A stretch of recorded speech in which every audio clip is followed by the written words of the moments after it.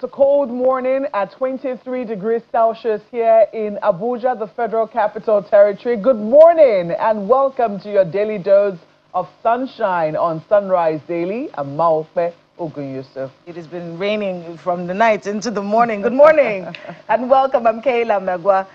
We are in fact, this is the biggest story in the country. Some great news, the return of the Oriire kidnapped victims. And really, this morning, we want to take the time to thank our military for the work that they've done. This has been wonderful. We really thank you. We thank you for all the coordination. In fact, listening to the whole stories that I was reading from the Vanguard this morning, listening to how they went about this, actually going to get the families of the kidnappers, you know, ensure that we threaten them and let them know that you can't take our people. If you don't release our people, we will not release yours. Very daring, but it worked. And I'm hearing all of the stories around how there was no ransom paid. This was not a release. This was a rescue, a proper rescue operation. So kudos to the Nigerian military for the work that they've done. And know that we are solidly behind you. I think, Mahokwe, the question now is how do we stop it from happening in the first place? Well, lots of questions, Kayla, but we'll take them one after the other. I think it's very important to point out that this was not just a military operation. This was a joint operation between the military, the DSS, and the police. And I think that all arms of the security agencies that took part in this operation need to be commended for their gallantry, for their courage, and for taking this on frontally and head-on and not being discouraged. We're very grateful that they also took the time to provide visuals because they also realized that we live in an environment of very minimal trust. And so oftentimes when rescues or situations like this arise where people have been abducted and they come out of captivity, key questions usually come out, and they're usually very valid too, as to whether it was a ransom or ransom was paid, whether it was a rescue or a return.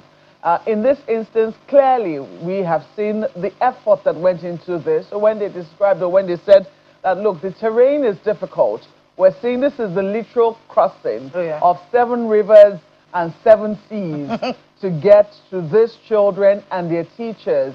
And this labor of love for Nigerian citizens and Nigerians is truly appreciated. Well, there'll be big questions as to how it is that we can prevent this from happening again and what it is that we need to put on the ground. These are questions that we'll be asking.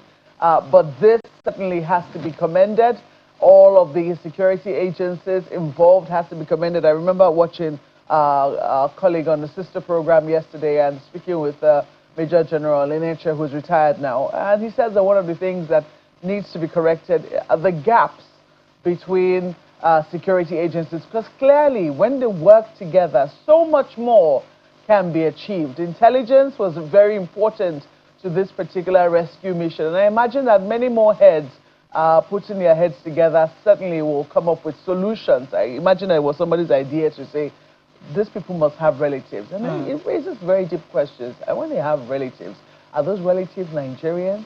Were they Nigerians who carried out this sort of heinous, heartless attacks on fellow Nigerians? Could it be? There are big questions to really ask here, Kayla, some of which we'll be delving into. But right now, we do know that these children and their teachers are right now within a military hospital in Oyo State being medically evaluated.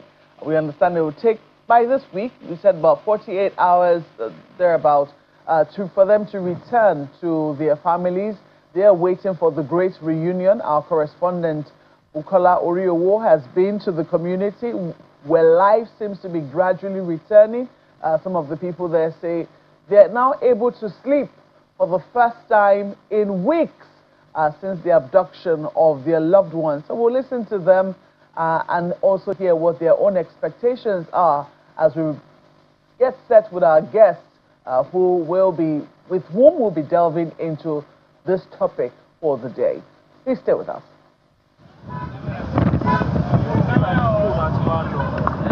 The silence in Isiele, once heavy with the weight of missing loved ones, is finally breaking.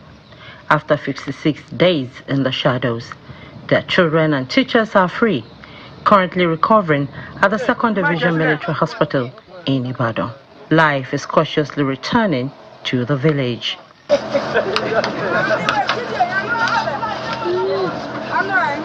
Yet, beneath the joy, the scars remain. Families are relieved, but the abduction exposed deep fractures in the community's armor, most notably a police station 2 hours away and a dead zone for communication. Ìjọba federal, mo sì kí ìjọba state. I am deeply grateful to both the federal and state governments.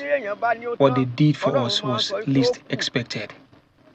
Even when we had almost lost hope, President Bola Tinubu and Governor Seyi Makinde came through for us to fulfill their promises, and we are indeed thankful.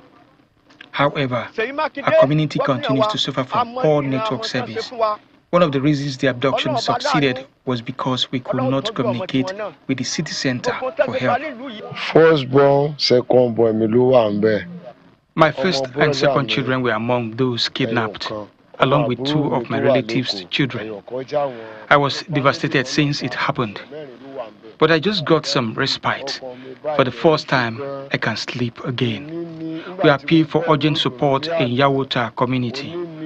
We need communication networks because there's no service here and our roads are poor. On the 15th. What happened on the 15th of May was terrifying. We heard gunshots and people started running helter-skelter. We were all devastated, but we are grateful for the intervention that has brought relief. Traditional ruler Tajuddin Abiyoye notes that the distance and isolation were silent accomplices to the crime. Everywhere. We are all relieved now that the children are out, but we have specific requests. We need army and police barracks here to strengthen security. We urge our people to unite and reinforce the vigilante network and local hunters while awaiting government action. Families must wait another 48 hours for medical clearance before the long-awaited reunion. Governor Seyi Makinde has pledged to manage their rehabilitation and psychosocial therapy.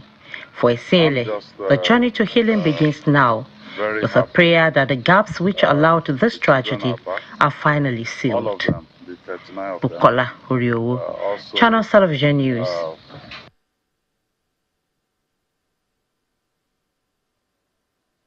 They're coming to us. They're going to introduce them up.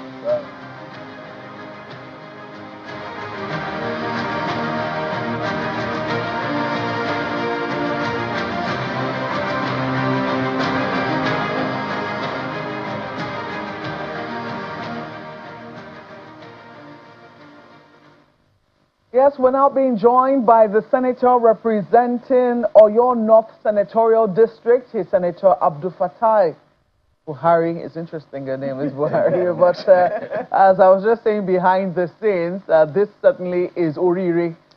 So as Yorubas will greet, Eku Oriire. This certainly is good news that has come to the entire country, and we're heaving a sigh of relief on this one, even though we still know that there are still many more for the Nigerian security agencies to solve. But this certainly is one big one down. How did it make you feel? Very happy. Very happy. How did you hear about the news? I was in the Boma shop that day in the evening.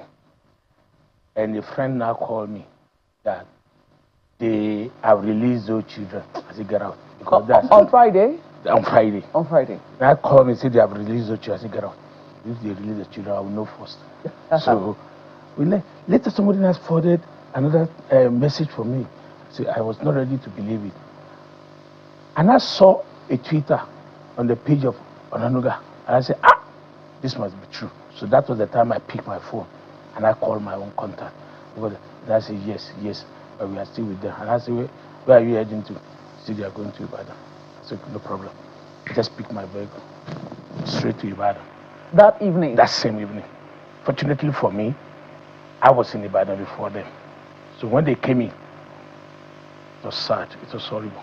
When you see when they're bringing the children, small toddlers, from the vehicle, to the military hospital. It was really the medical personnel, military medical personnel, I give it to them. They did very well. All of them were already on ground before the vehicle came in. We just tried each and every one on the keys.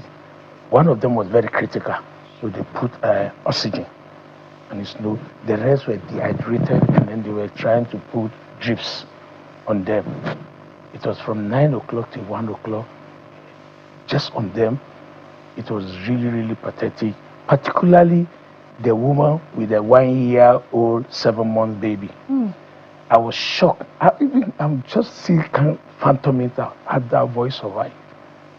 In fact, I was just looking at him. So unfortunately, he didn't even know what is happening. It was the mother that was still crying.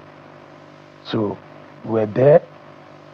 The medical personnel were doing their job, and the only thing I was doing was to thank all the military personnel. It was really a great job they did, because they laid down their life for those. When you now see the kids, 2 years, 3 years, 4 years, the oldest one among them was 9, that the small girl, the one they picked from the secondary school, except the 4 teachers, 2 male, 2 female. That's the principal and the remaining 3 teachers. And then one of the teachers was very bad.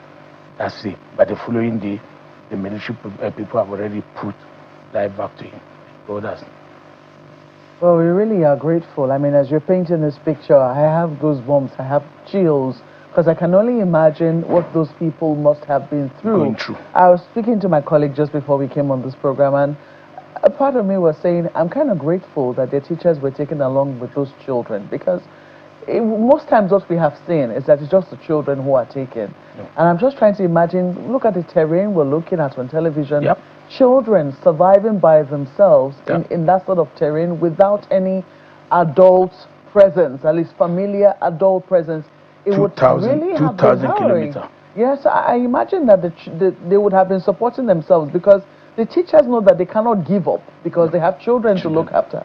And the children will keep going because they have teachers who will keep them going as well. Exactly, that they see and encouraging them. But this is really something. Kayla, I imagine that you... I mean, I can't even wrap my head around the fact that we had these children in captivity for that long. 57 days. What were you doing for 57 days? Well, what I do is that every weekend I go home, I'll go to the family. Not every one of them. I was doing selective visiting. Particularly the principal husband, Professor Alamu. I went to his house twice. He came to my place once. One of my saddest day was when I was hinted that the man was thinking otherwise, and I rushed to his house, and I told him that your wife will not forgive you if he came back and he didn't meet you, and definitely they will come back. And I said, Senator, why do you want me to believe you? I said, no, they will come back. Just keep praying. And if you look at the video yesterday at the church when he was doing Thanksgiving, that was one of the reasons he was singing and dancing. And that was the reason why he mentioned my name, because I was always calling him. Every 7 o'clock in the morning, he would send me a text. Every day, the whole of 57. Let me make you laugh. On Friday that they released them, he came to my house. When he came, he sent me a text in the morning, and I told him I would be in Obomashaw. He now came to my house. When I gisted him, I said, tell me the truth. Have they been killed? Because we are reading different things. I said, no. If they've been killed, look at the Mr. Addison that was beheaded and the 2 of them that were shot. Nobody could hide it. That is not something anybody will hide. I just preached and I said, just be strong. And I left. And I was home. In the evening, he even thought, when he now called me, after to confirm, and I told him that it is true. He thought I was already aware, but he came around 2 after Jumat prayer. He was with me up to around 3 something and left. And I got the wing around 5, 6. So he thought probably I was aware. I said, look, I'm not a military man, I'm not a DSS, but at the time I even got the first message, I ignored, because it has been happening. They've released, they've killed them all, they've done this, all sorts of videos. So I did, until I saw the tweet on Bayonaluga, because I knew that one would not joke with this type of thing. He will verify. Senator, let's go deeper. This is your constituency. Yep. My town. This is your town. Yes. These are your people. These are the people that you represent. Yes. In the National Assembly. And you represented them at the House of Reps first. Yes. And then now as a senator. Yep. When you hear that they were able to get the family members of the kidnappers, what comes to your mind? Because I'm asking myself, are the family members from where? Are they from the same community? No. You know, that's one of the reasons why in security they don't give you information. Because if not, they won't be able to do their job thoroughly. They even have some people that help them from Kebbi, Sokoto. They will read the newspaper or monitor the news, and they will be sending them texts and messages that this is what they want to do, this is what they want to do, and show you are following. So the first thing they did was they cut them off. They first of all cut off the communication. Let me tell you what makes this thing easier for us. I'm not a military, I'm just telling you as a representative of that area. The road in that area, the forest is very, very big. And the outing is 4. Fortunately for us, there is a road in between the forest that goes, we call the town Igbope, that goes to Igbo and Igbeti. So the military people were there. That's to the north. To the west, we have a town called Secretary. These are the places they can go outing with it. The military were there.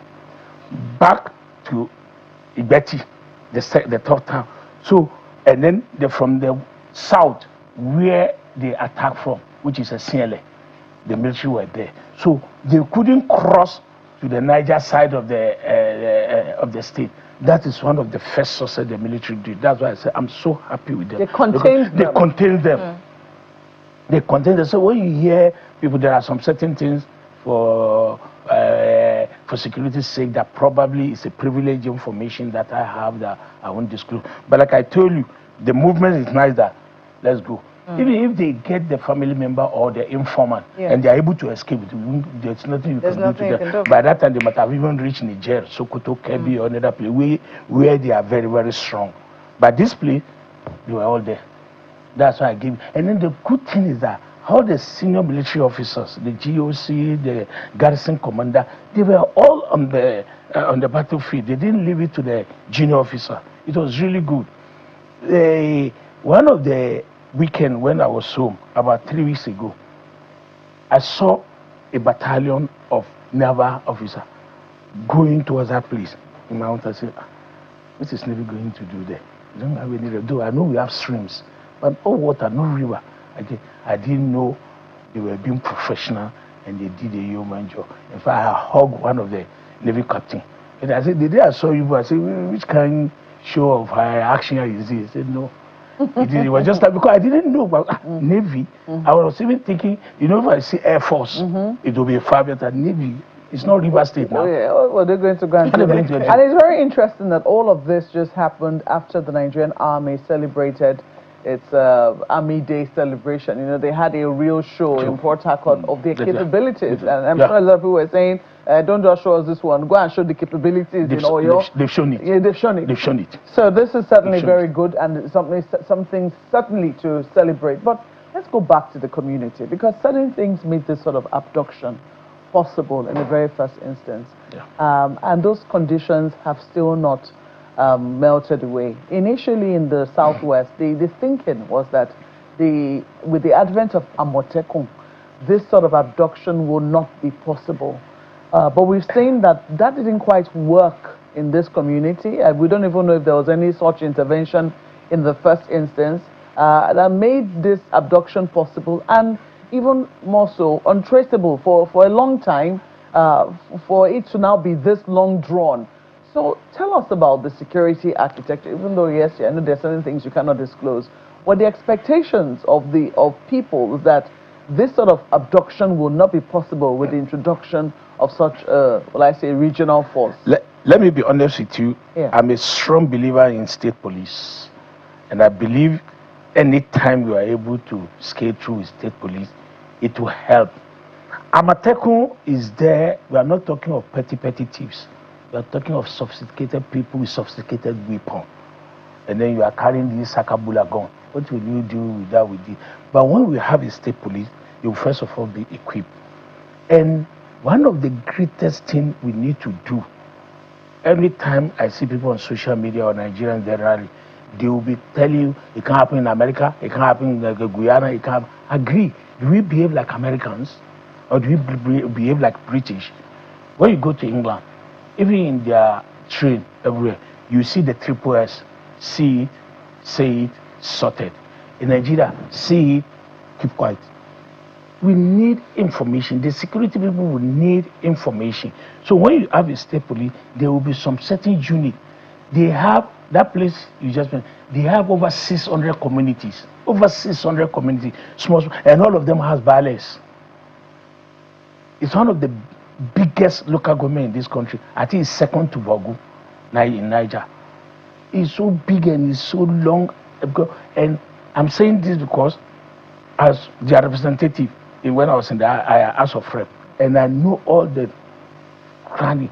In fact, I know the forest. You will know the cranny because you went to campaign and you'll go and campaign again. God bless you, my sister. You can, but can I go and campaign now? You can imagine if I'm the one they catch. Senator, just so we're clear, based on the statement that we saw here from the military, 8 suspected kidnappers were arrested. Are you clear? Are you confirming to us that they are not from your community? No. None of them are from the community? No. So I want to get your thoughts on the Safe School initiative. Well, that is where I'm coming. Does it exist in Oriire? No, we don't have it for now. In fact, one of the few things I'll beg my colleagues for yesterday in the motion I'm taking to the floor tomorrow, to beg them for us to appeal to the federal government. Particularly, in all this, we have to commend the federal government. We have to commend the president. If they were not giving instruction, there's nothing they can do. The CNC have to give the instruction to do, because it's risky. Suppose at the time, and then this guy decided, they're on drugs, and they decided to level all the keys. Collateral damage, what will we say? So the tactics and the plan they did to make sure that it was, even during this, we lost a very young officer. Oh yeah. Brilliant guy. And one private soldier. We shouldn't forget all this. We should use it to learn and to plan. And back to your school initiative, that we need at least a police post or policemen in most of the school in the rural area.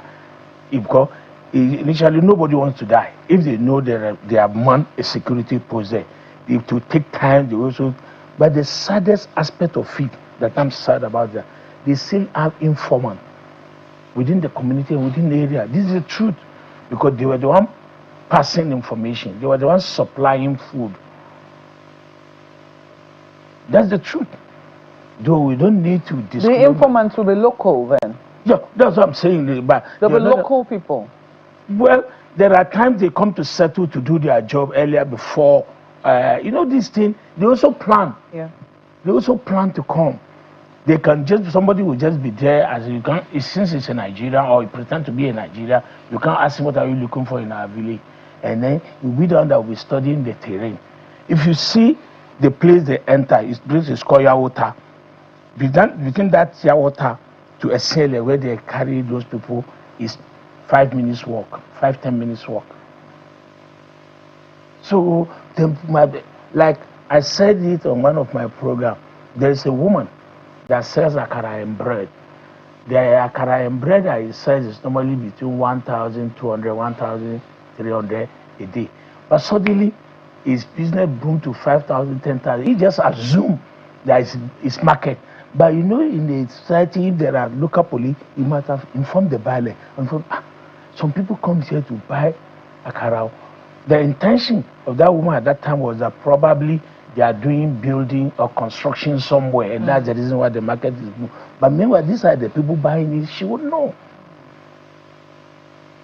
So even ordinary people can then become intelligence, can be very useful without knowing in the intelligence chain without knowing. Without knowing. Yeah. Without knowing. I'm also very interested because Kela just raised this issue now. I'm very interested in knowing what exactly needs to be done, because I imagine that this forest which we have now entered successfully to rescue these people. We will not want to leave it just like that. Well, we are such a way that it is conducive for terrorists to make it their home. We are appealing to the federal government, and that was what one of our Oba Shon of Ogbomoso, that was what he demanded when the federal government delegation came and we went to his palace, that we want a unit of the army there. And then can I use that forest as part of the training center for them? These are some of the ideas that we are thinking out of the box. The old Oriire National Park. We can now have an army formation. Luckily for us, we have one in Shaki, which is under my senatorial. If you have one here, at any point in time, nobody will want to take that risk. So we will appeal seriously to the federal government to consider, because now, for now, they even have the base there. So my fear now is that this one, that they have successfully finished this assignment, so that they will come and carry all their armor tank, carry all their this thing. But if it's there, you know, it's a plus for us. It will scare them away. They will know that these people mean business. So we appeal seriously. And then the president did something the day the federal government delegation came. They gave 1,000 forest police. They approved it, and they've started the process of recruiting them. That will solve the problem a little, but we need that army formation in that place. Okay. I mean, so the governor was correct when he was giving the location. The governor of your state. What did you say? When he was giving the location of those bandits, when he said we were at that national park. Yeah. So he was absolutely correct in that. So the need now for what I'm saying, he was correct in saying that those bandits and kidnappers were at that particular park. Oh, they were. So he was correct. Well, I didn't know exactly what he said, but they were in that park. So and because that was where they were able to get our children from. So the call is for a military base to be at the park? No, it may not necessarily be. It may be at where they are presently. In that SCL, it's a very big place, and they can easily form a location there. You would think that a national park, Mawakwe, would have some kind of security formation watching it and making sure. That's what we would think. That's what you would think. Clearly, that is not the situation. Not the case, I think it's very important to just underline that this operation, we understand, was done together with personnel from the Office of the National Security Advisor, that's the NSA, the National Counterterrorism Center, the NCTC, the Defense Headquarters, Special Forces of the Nigerian Army, Nigerian Navy, Nigerian Air Force, the Nigerian Police Force, the Department of State Services, the National Intelligence Agency, the National Security and Civil Defense Corps, as well as local vigilantes, hunters, and members of the Amotekun Corps. So everybody was involved. All hands, literally, was on deck everybody was for involved. the safe rescue of these children and teachers. You will be shocked. I wish you have the opportunity to go to Ibadan and see them. 3 years, particularly when they were big, and particularly the one that was had to be an oxygen. And then when they were giving it this, I just look at it. God. Because, let me be clear, when the following day, when the governor came and we were going around, he has used the word, he said, distinguished, this is callous. I said, it's not even if there's any word you can use. It's really callous. These ones, the only one that is older among them is the one that is 9 or 10 years girl, a lady. But the other one, 2, 3, 4, 5, 2, 3, 4, 5, except the teachers, the 4 teachers, 2 female, and sad. Sad.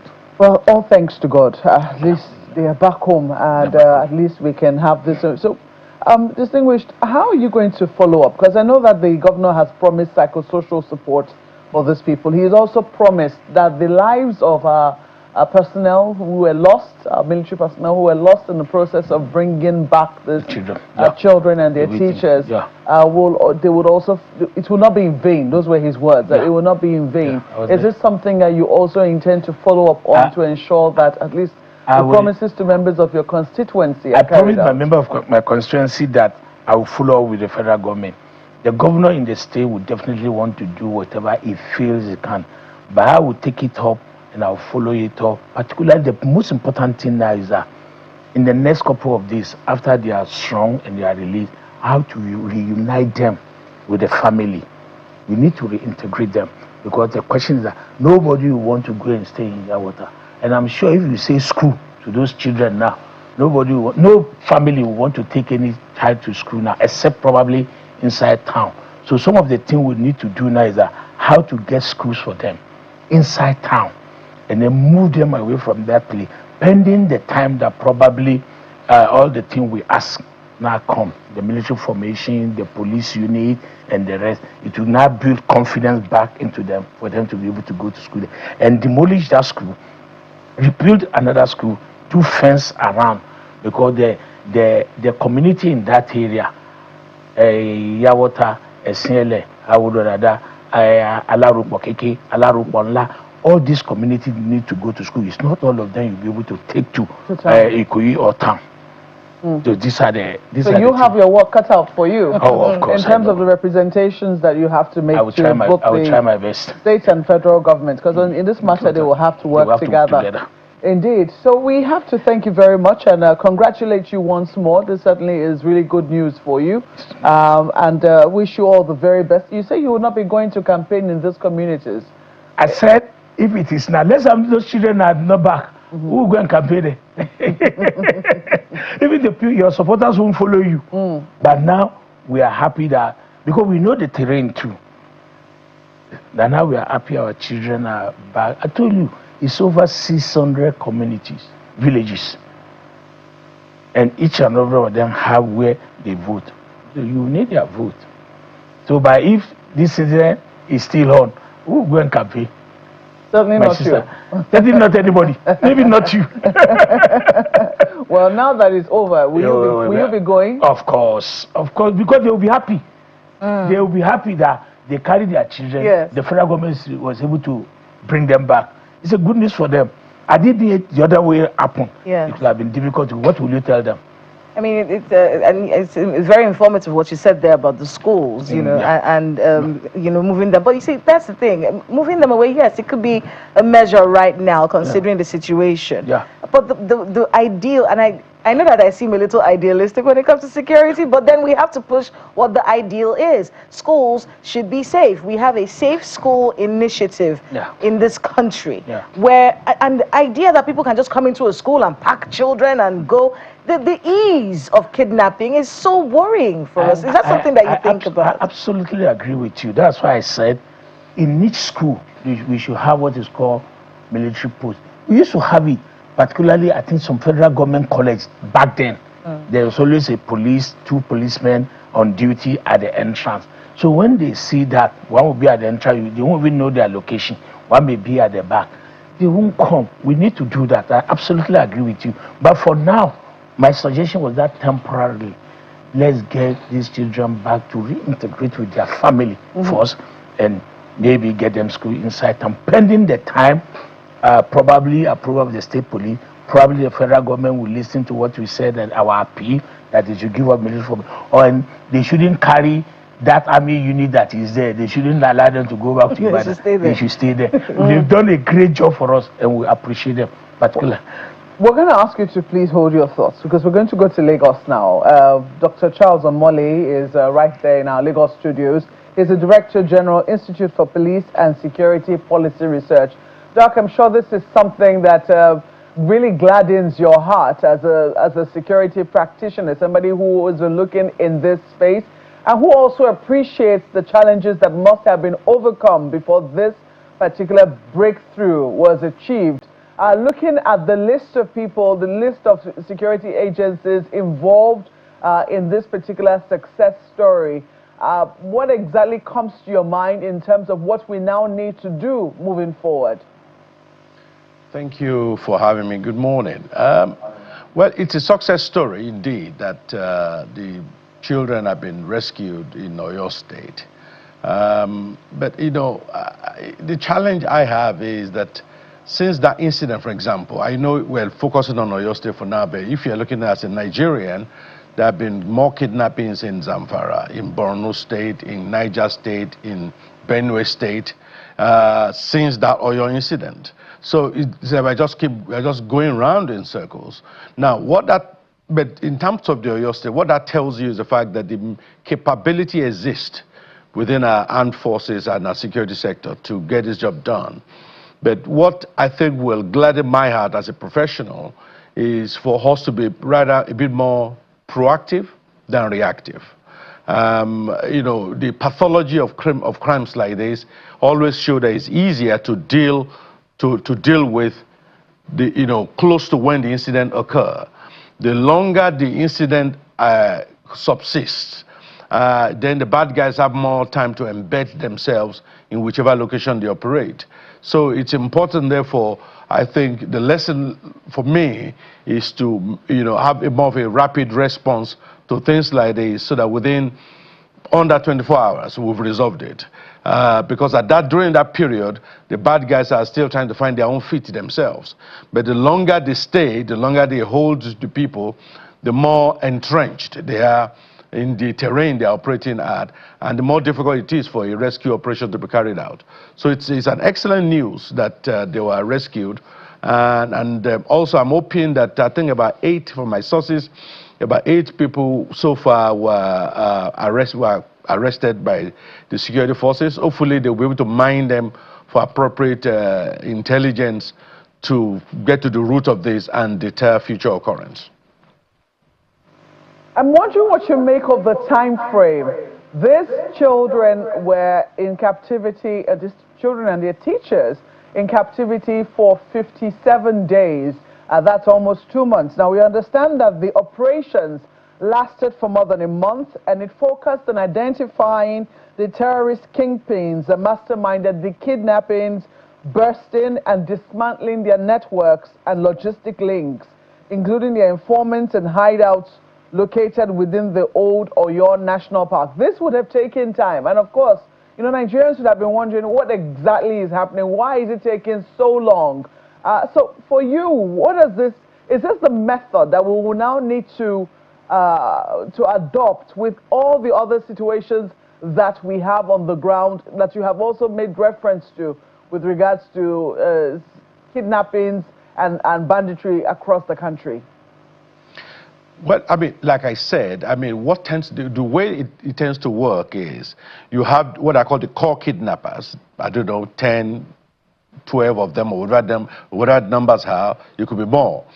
Once they kidnap a group of people, what they now do is, in addition to those kidnapped, they now have people who they now capture to be their foot soldiers. For example, if you're kidnapping 40 children, you have to feed them every day. Where do you buy the food from? You know, so the food has to be cooked for them daily. Who does the cooking? Clearly not the bad guys that, you know, kidnap them. So there's all kinds of infrastructure they now put in place for a long, you know, sort of kidnap encounter like that. So that's why I'm saying that the quicker, kinetic intervention takes place, the better for the captives, because the infrastructure would not have added, the bad guys wouldn't have had enough time to set up the infrastructure needed for a long capture, for a long stay, so to speak. So the key lesson, like I say, is speed. Speed, speed, speed. And in many things I've said before, like I told you, I said the problem we do not have as a country a rapid intervention team that can be deployed within under an hour to anywhere in the country where these things are happening. So the fact that sometimes when this kidnapping happens, maybe not in this particular case, in some other cases, sometimes it takes up to 24 hours before the authorities even become aware that kidnapping has happened. And that's 24 hours head start that the bad guys have. And then before a team is now put together to, to go and do intervention, that takes time. For example, during the incident in Kwara, some weeks back, I spoke to police officers who was normally stationed in Lagos, in Abuja, and 3 other states, I remember. When I called them, they said, oh, they are in Kwara for that operation. So it meant, therefore, that the police mopped up resources from different states to gather in Kwara State for that exercise. Now, that clearly will take time for them to put that together. That I think shows the weakness in our system of there's no rapid response team that can be deployed immediately to such places, and I think that needs to be looked at. And also, was a few days back, I heard that the vice president met with some stakeholders about setting up a national emergency number. That I think is also good, because part of the problem is the issue of how can you even notify the security agencies, if you see something happening. There's no national emergency number that anyone can call. So these are the things I think we're heading in the right direction as a country to increase early warning system, intelligence sharing, rapid response. I think those are the things that are needed to deter incidents like this. All right, Doc, we're going to ask you to hold your thoughts now. We'll take it because you just mentioned communication. Communication is a big deal. And in that community, we understand there are no communication networks. That's what they said. That's what some of the residents have said. I don't know if it's a temporary thing or that is actually the situation there. But we'll take a break. When we come back, we'll continue this conversation. Please stay with us.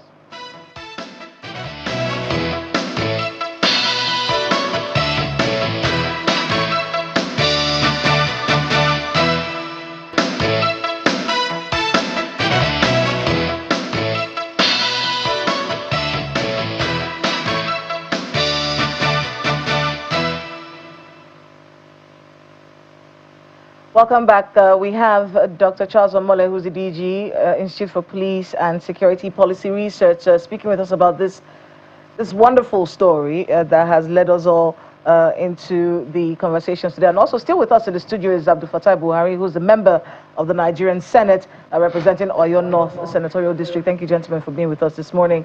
I'm going to start off with Dr. Omole. Now, one of the things that I talked about with the senator was the fact that we have a Safe Schools initiative in Nigeria. And I asked him pointedly, does it exist in Oriire? And he said, no, it doesn't. What does that say to the agencies? We had a whole event during the Buhari administration. There was a whole event where we said we're doing a Safe Schools initiative, we're going to make it difficult for kidnappings to happen, and then we're hearing from him now that there are places where it doesn't even exist at all. And yet we keep crying when our children are kidnapped. Are we playing with this matter? Well, I mean, the Safe School initiative was a good idea, but it was not resourced properly. That's number one. That's why it's not as widespread as it should be. But also, I think part of the challenge with that Safe School initiative is the fact that it was couched as a federal government project or event or initiative.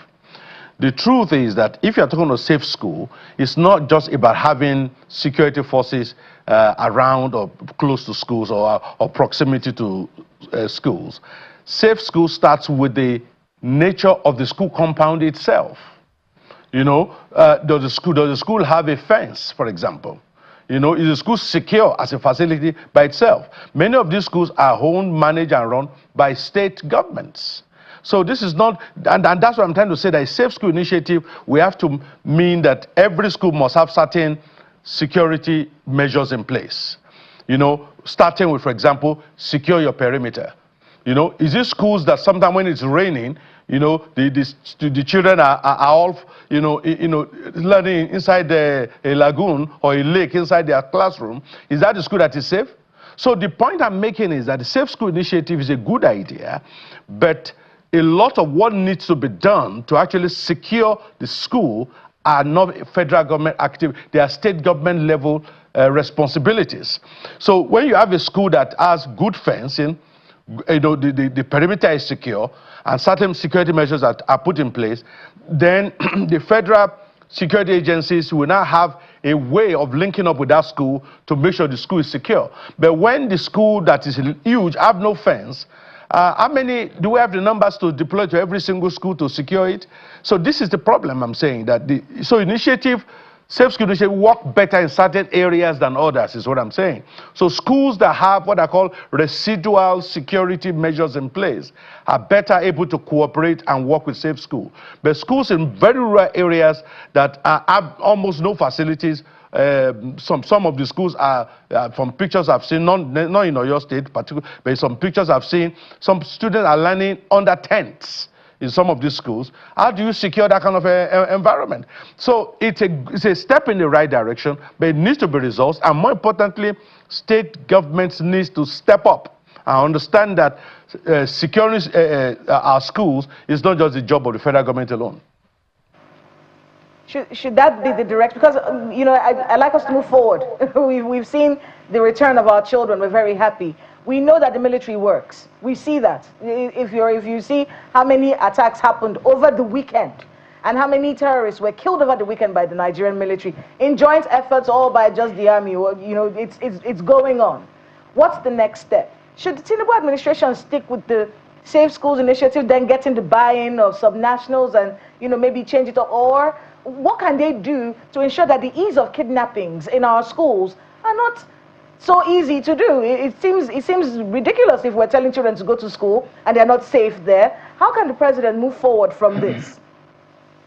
I mean, I think the best way maybe to explain, to make it slightly easier, is this issue of state police, for example. So a state wants to opt into state police. There are certain minimum standards that the state will need to meet before they're allowed to have state police. In the same way, if you go back to safe school, what government needs to do is to say, okay, there are certain minimum standard a school needs to have, rather, to be captured in the safe school initiative. A simple, very simple example is what I've given. Fence the school, the perimeter should be secure. You know, so a school that doesn't have a fence, for example, how do you secure it? So this is part of the problem. So that is where the subnational they have to you know, step up here. You know, when you're talking about primary school, that's exclusively a state matter. Even secondary school, even though that is concurrent, 90+% or 95% of secondary schools in Nigeria are state controlled. You know, I know federal government have a few, but that's very few. So largely these are institutions that states control. And that is why I've said many times that this idea that it's only when they control the police that they can secure their state, for me, is an excuse by many governors to hide the dereliction of duty. You know, you don't need to control the police to have every school in your state have a fence around it. You don't need to control the police to make sure that every school have a school gate that can be locked during school hours. You know, these are things, these are infrastructure development state governments can do, and that makes securing those schools physically easier, so to speak. Because somebody say, oh yeah, they can break the fence, but breaking the fence will make so much noise, so to speak, that it will alert security agencies. But when there's no fence to start with, they can just walk into the classroom just like that. So it's important, therefore, that the government should expand the Safe School initiative to make sure there are minimum standards that schools on board of it need to meet in terms of what I call the residual security in situ, in the locality.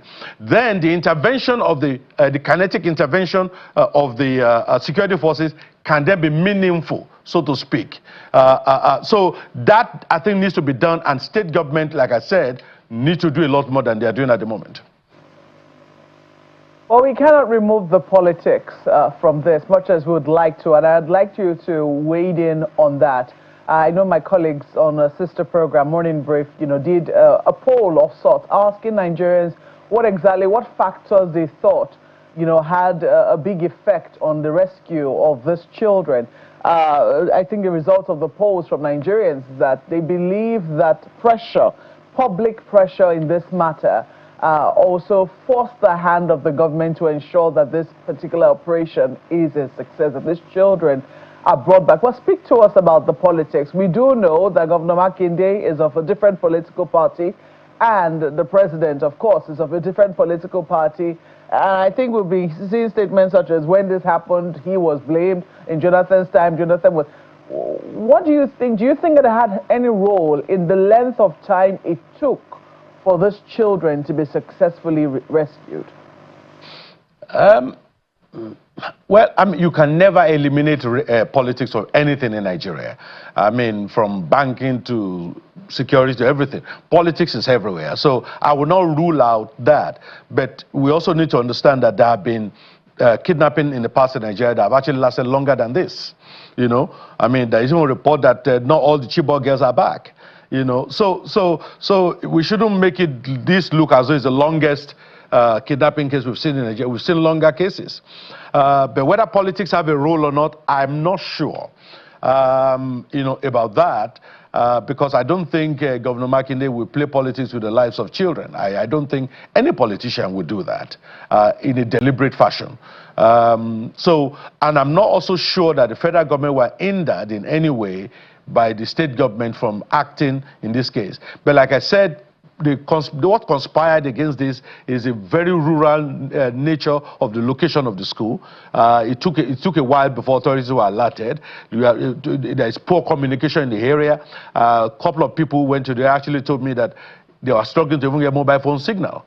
You know, so there are all kinds of things that conspired against it here. And then once they became entrenched in that forest, that became a different proposition entirely in terms of the approach that they should take in rescuing the children. So I would give all the praise to our security forces for making sure this was done in a way that did not endanger further the captives. So, you know, we should, but my point always is that, you know, I think we are drawn to this because we are not used to this kind of thing in the Southwest.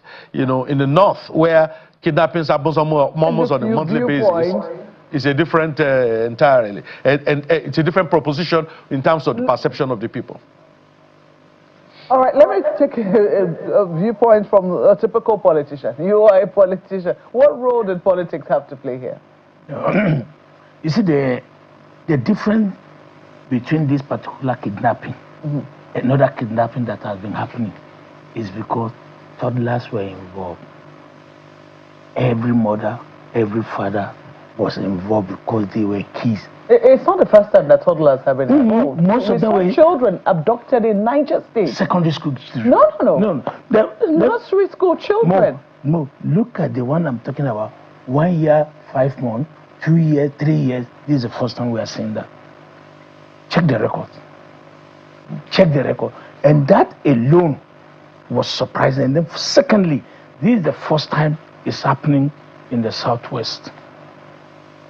And everybody, they came together. So it wasn't about politics. It's about, let's get these children back. So you believe politics had no role in this? No. So who now come and kidnap the bandits? Are they politicians? Which party they belong to?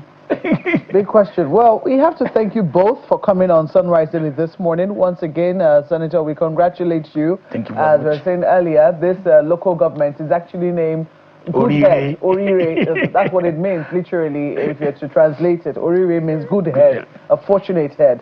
And clearly, it seems that has spoken up for them. So thank you once more for coming on the program.